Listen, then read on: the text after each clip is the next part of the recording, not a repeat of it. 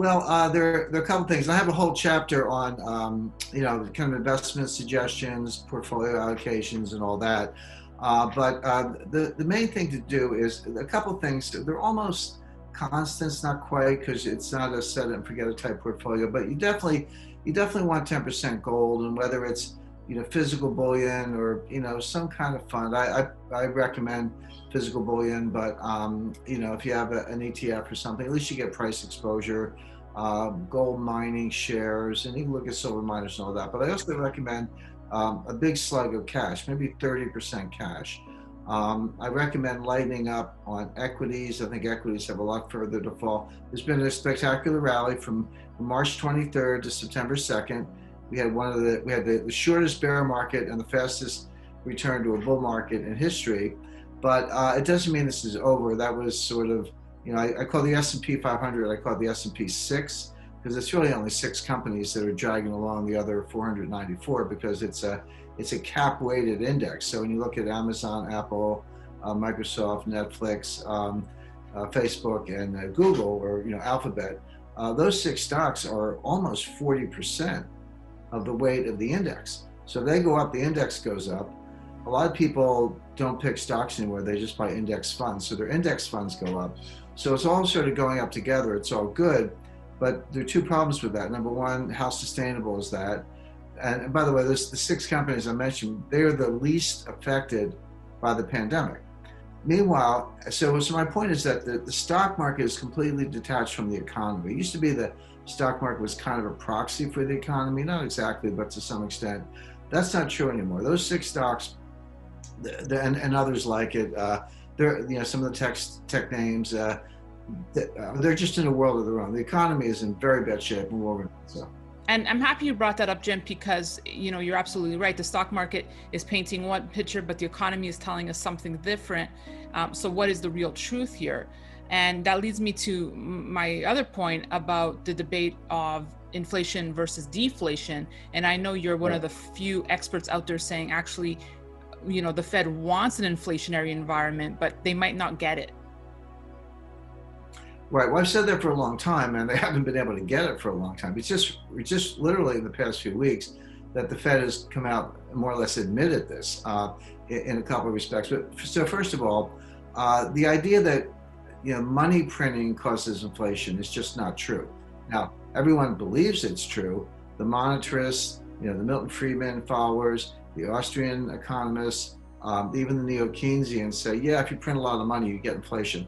It's not true. And just for empirical evidence, I don't just say things like this without backing them up. Between 2008 and 2015, when they ended, 2014 when they ended QE3 at the time, the Fed expanded its balance sheet by almost $3 trillion. And we never had inflation. We never had serious inflation. You get 1.5%, but we never had serious inflation. The whole time the Fed had a target. This is 11 years if you want to go all the way to the end of the expansion in 2019. Technically February 2020, 11 years, and the Fed never hit their target of 2%. A couple months, yeah, but not on a sustained basis, and certainly nothing above that. So I like to say it's a sad day when the Fed wants inflation and can't get it, and they do want it. So now they've come up with a new monetary policy. They've sort of, as I say, given up on the money printing thing. They say, we're just going to let the economy run hot. We're not going to worry about, money supply as much. We're just going to, basically let unemployment drop, hopefully, and let inflation go. And if it goes above 2%, we're going to let it stay there for a while. So the below 2% and the above 2% kind of average out to 2%. That's new. Here's the problem. You can say it. You can take a vote and make that your policy. It doesn't mean you can make it happen. They failed for 12 years or 11 years. Why do we think they're going to succeed now? The greatest danger in the macroeconomy today is deflation because of declining labor force participation, declining productivity, and most of all, velocity. Velocity is the turnover of money. It doesn't matter what the money supply is. If it's not turning over, if there's not lending and spending, if people aren't chasing the goods, then you're not going to get the inflation. And so, but velocity, as I just described it, is a psychological phenomenon. How do you feel? Do you feel prosperous? Do you feel confident? Do you want to go out and buy dinners on me or drinks on me or whatever, buy a new car set? Or do you feel cautious? Do you feel concerned? You saw your neighbor lose her job, you're worried about losing your job, etc. So you save more. Well, the evidence is people are saving more. We're in a liquidity trap. Saving was sort of kind of working its way up from 5% to 8%. In April, it was 33%. In May, it was still 25%. In June, it was 17%. So savings can be a good thing, but in the long run, if you have productive investments, and that's a big question, but in the short run, the savings come out of consumption. If I make money, I'm either going to save it or spend it. Well, if I save more, I'm spending less. So all the signs are point to deflation. The Fed can say they want inflation, and they can print all the money they want. It doesn't mean they're going to get it.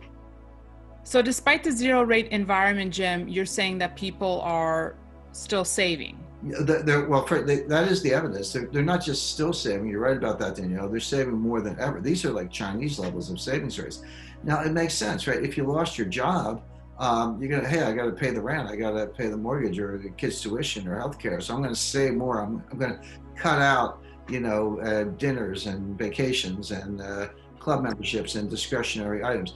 If you didn't lose your job, but your neighbor did, you might be worried, how do I know I'm not next? Look at the companies that have gone bankrupt. Pier 1, Neiman Marcus, JCPenney, Brooks Brothers, Gold's Gym. I mean, the list goes on and on. So let me ask you this, Jim. The last time we spoke was in April. Is it safe to say you're more worried today than you were then, or even say a year ago? Well, no, a year ago, I was saying that the economy was weak. I mean, my last book, Aftermath, came out in July 2019. So it's just a little over a year old. It's not like I wrote it 5 years ago. That book's a little over a year old. Go look at page 288 to 291. I talked about pandemic. I said 100% chance I had two other scenarios. So 100% chance one of them happens in the next 3 years, and pandemic was on the list. So, and I also talked about civil unrest and armed militias in the streets, which we're seeing every night.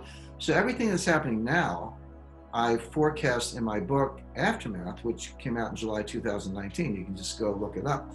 So my new book, The New Great Depression, is going to take the story forward and tell you what's going to happen in the next couple of years. But the deflation story is not new, Danielle. It's been persistent, and it's getting worse. The Fed does. I could tell you how to cause inflation in 15 minutes, but unfortunately, the Fed kind of forgot how to do it.